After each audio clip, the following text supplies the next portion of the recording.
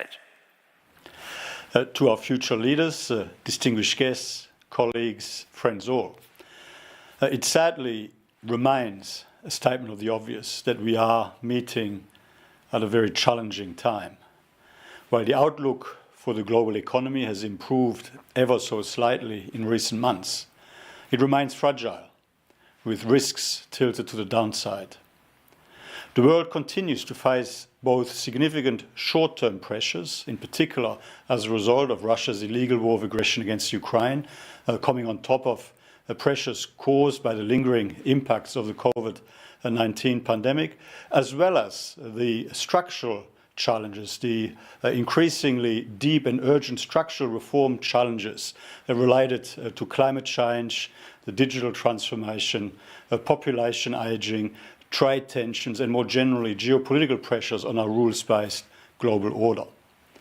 Over the past few months, we've seen some improvement in global growth, albeit still to subpar rates by historical standards. In fact, in our last update to the outlook, we projected global GDP to grow at a rate of 2.6% this year and 2.9% next year. But of course, we will be releasing a fresh economic outlook at our MCM in a few weeks' time.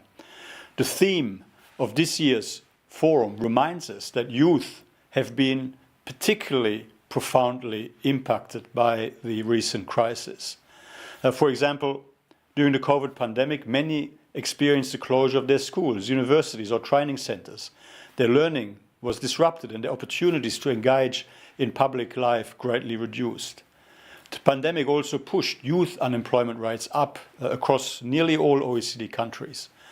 The COVID crisis and now the cost of living crisis risk leaving long-lasting scars on youth well-being, which is why we need to ensure that young people are in the best possible position to participate in and benefit from the economic recovery and to pursue the opportunities provided by the digital and green transitions.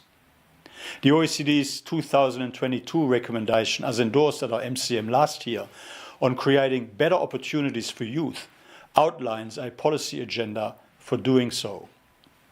First, by ensuring that all young people of all backgrounds and in all circumstances have adequate access to education, work-based learning, and career guidance. Second, by supporting young people in their transition into the labour market and improving young people's labour market outcomes. Third, by combating social exclusion and promoting youth welfare. Support for affordable housing is a key priority, including in Italy, where the government is exploring solutions to address concerns about a student rent crisis. The OECD Affordable Housing Database supports efforts like this with evidence on comparative market conditions and progress on affordability.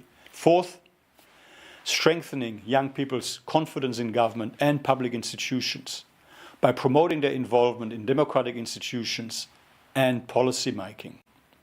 In closing, the policy challenges we are facing today are not simply interdisciplinary or international, they're also intergenerational.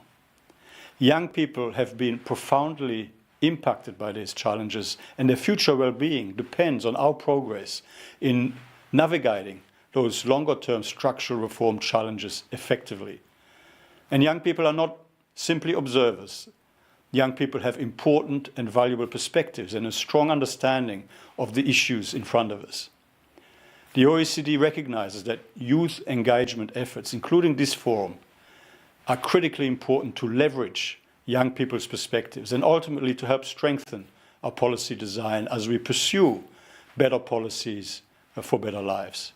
Thank you for your time and thank you for the opportunity to say a few words, and I trust that you're having positive, productive, future-focused conversations. Thank you.